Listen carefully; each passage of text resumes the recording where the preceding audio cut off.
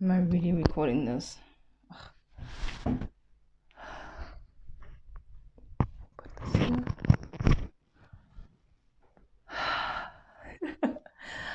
Why am I so nervous? Okay, should I take off the glasses? Okay, hopefully I look decent.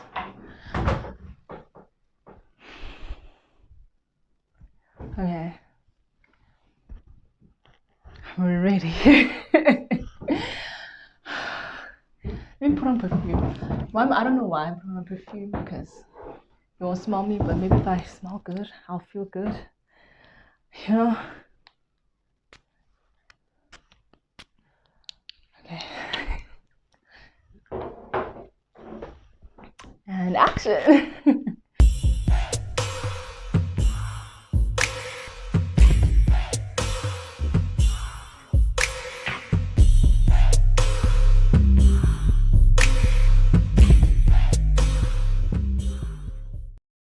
Hey, what's up guys, and welcome back to my YouTube channel. It's your girl Zito, and I'm back with another video. This is actually quite a nerve-wracking video for me. If I fidget a lot or I'm like restless, it's literally because I'm very nervous. Kind of why I postponed it for so long. Yeah. You can probably tell by the title of the video what this video is about. Oh, please don't mind my ghetto ass nails, guys. I'm gonna go do my nails like straight after I finish recording this video. Anyway, this video is probably gonna be all over the place because I didn't plan it. I didn't want to plan it. I didn't want it to be structured. I wanted to just speak from the heart because it is a very emotionally driven video. So I didn't want it to be too structured and planned out, and so I'm just speaking from my heart and speaking from my mind. And yeah, so please forgive me if it's all over the place.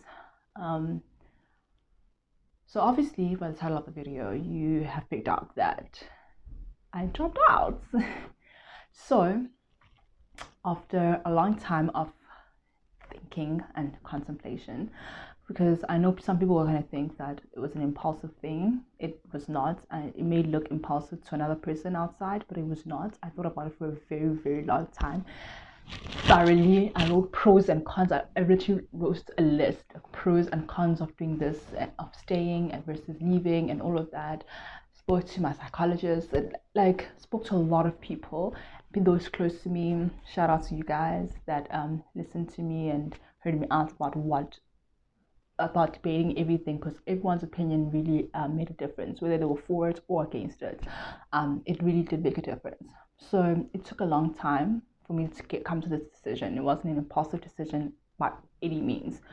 I don't regret it, but I will say, like, consciously I don't regret it, but sometimes I feel like subconsciously maybe I do, because of the dreams I've been having like for the past few weeks. Like every single night, I kid you not, every single night I dream about being made fun of because I dropped out.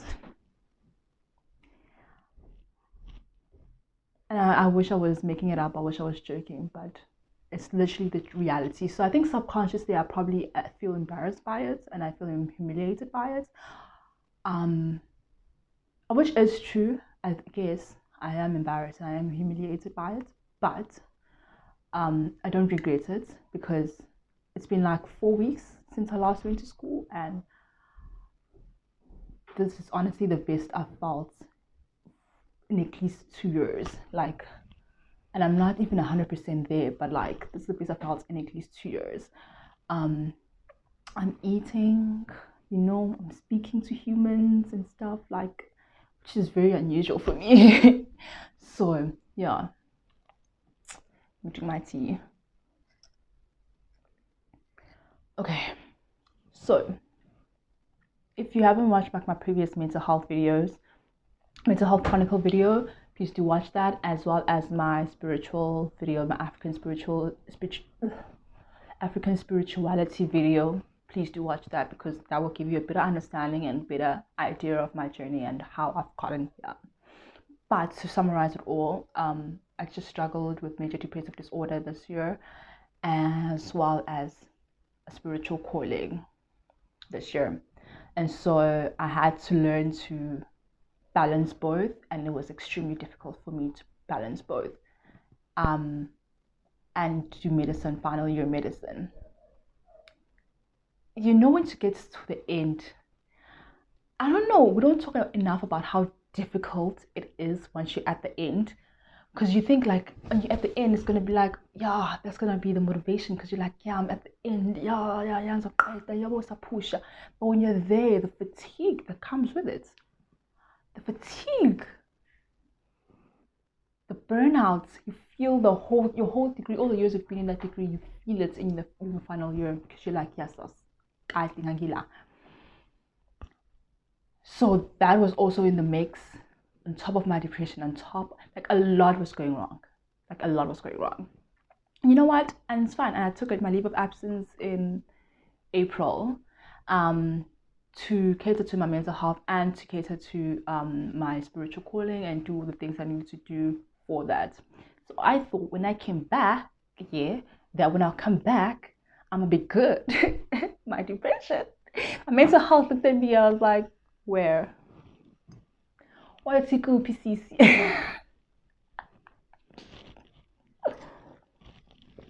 Yati go PCC. Show us where. So I came back, and I came back to internal medicine. That was extremely difficult. Like coming back to that block, it was extremely difficult doing that block. But like waking up every morning was a fight. When I say a fight, it was a fight. Like, I know school is hard and life is hard and adulting is hard, but you know when it's just abnormally hard. That was me. Like, we're having to wake up 2 to 3 hours before your actual wake up time, just so that you can actually go to school, because it takes you that amount of time to convince yourself to get out of bed and to, fix your life, because it takes you that long, because all you want to do is stay in your bed and your body's so heavy because the depression is just eating at you. It's very difficult to be doing that every single day, including a lot of weekends, because obviously we're on call a lot. And I fought, guys. I really fought. I remember my birthday was also in the mix during that time. That was the worst birthday I ever had. I've never cried that much on my birthday. I was so sad, and I was so depressed. I remember, and I'm glad people didn't post me or whatever. I think they knew how I felt. Because I was like, I don't want nobody posting me, because now I had to reply to people. I was just like, please guys, and luckily, I think my people just knew that I was not for it this year, so they didn't do too much with that. But anyway, yeah. So I thought when I come back, everything's gonna be grand sharp, but it was not. I struggled a lot with my mental health, and I struggled a lot with my spiritual calling. There was a lot that came with it, a lot of things that I had to attend to, a lot of duties that come with it. Yeah, I don't want to delve into things too deeply. I just want to scratch on the surface. But yeah, I was just fighting too hard, and it was just like, okay, it's hard, but it shouldn't be this hard.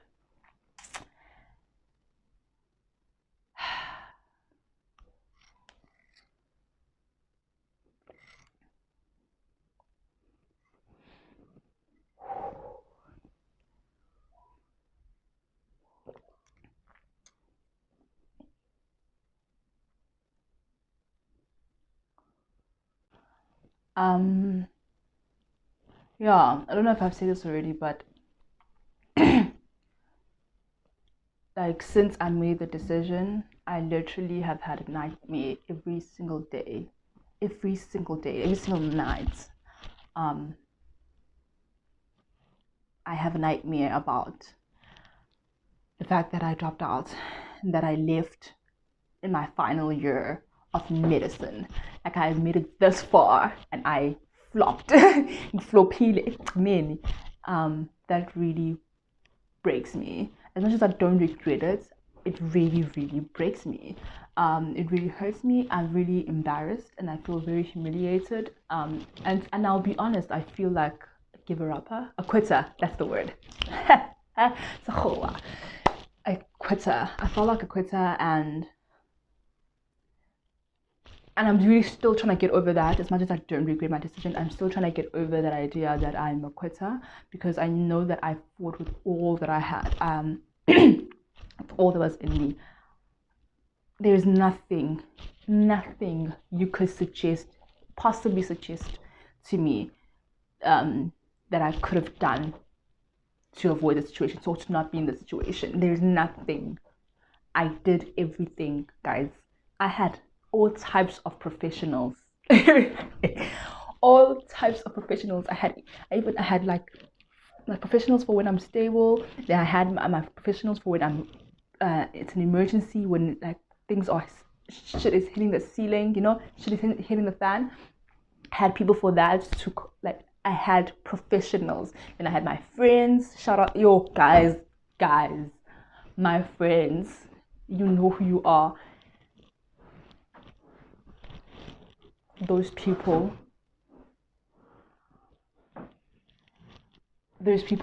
saved my life. I owe them the world. And I do realize also that as I say this and I talk about that, I decided to take a break and I'm just going to come back next year and hopefully I'll be stronger and better. Hopefully getting 6 months off is going to do me good. I know that I say that I'm speaking at a place of privilege, and that I can do that, and that I can decide, you know what, I'm going to take a break. And my family's there to support me, and they're like, yes, come home. I don't understand, because that was my mom. My mom was like, I don't understand why you're still there. Like, I want you to be a doctor. Like, you're in your final year. I do, but like, uyakula. And you can do it, like, come home. I don't know what you're still doing there. So my mom was just, it was like, she was just waiting for the day I finally actually give in and say, you know what, I have fought. Because I wanted to leave knowing that I have fought, so that I don't have even a little bit of regrets. So yeah, also I know I speak from a place of privilege that I'm still young. I know it's never too late to do anything, but like also it does help when you're still young. I am 23 years old, so I am 23 years old, so I was a year behind or a year ahead, I don't know, than my average classmates. I don't know if I'm making sense. But yeah, so generally most people graduate at 24.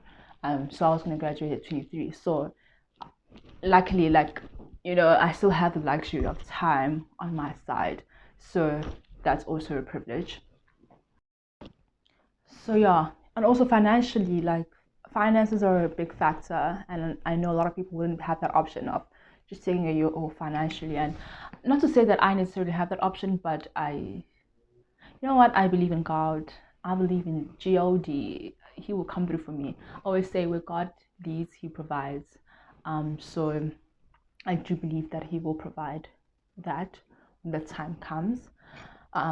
Sorry, I'm drinking like warm lemon water with honey. It's like my favorite drink ever.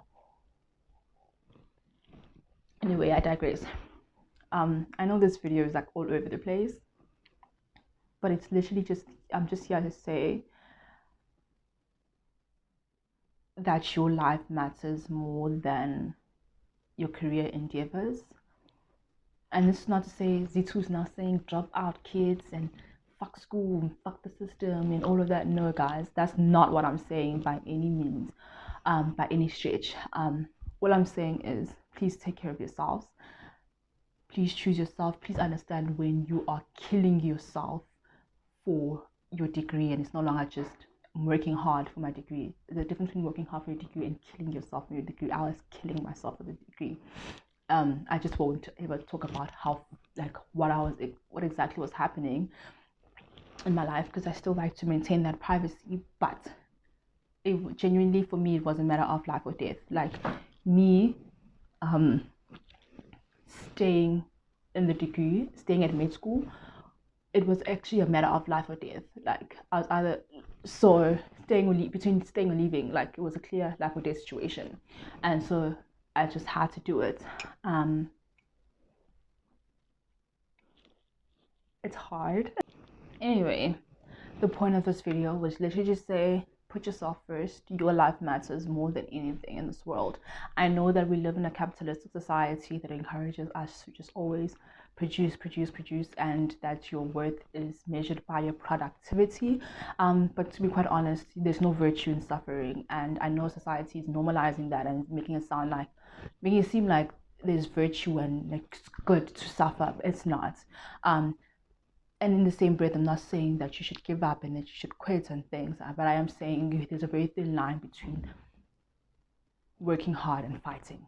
You know what I mean? Like when you're fighting for your life just so that you can have a degree, that's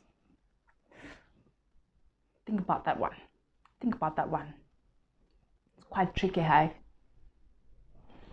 So take care of yourselves, love yourselves, put yourself first. You matter more than anything in the world. Like you matter. If you're not okay, because I was like, you know what, I could finish the year and then I become an intern again next year. But by the time I finish, I'll be broken, and then I have to enter working world. What are the chances that once I enter the working world, I'll be fine with getting out? Because now I'm used to a paycheck. Like I'm literally running away from a paycheck. What? So you know what I mean? Like by that time, I was gonna be a crappy ass intern. I would have given up in the beginning, and then it's even worse because now it's like, girl, you have a degree, you were getting money, you could be getting money, but now you're like, I can't. So, but even then, if that's what works for you at that time, if that's what you need to do, that's what you need to do. But I just felt like I'm just prolonging the inevitable, and I was going to break, like completely break, if I stayed, because it goes back to this quote, and I'm paraphrasing here, but it says something along the lines of, you can't heal from the environments that cause you to be sick, or from the person that caused you sick. And that's what med school has been for me. Like it has made me sick. I hate to say it, but it's the truth. That's what med school has been for me. And so I knew that staying there, I was never going to heal. So all the antidepressants, all the anxiety meds, all of that was never going to work. It's never going to help me because I'm still staying in that environment that's causing me to be sick. So I'm constantly being triggered and I'm constantly being challenged, and I'm not allowing the treatment to actually work.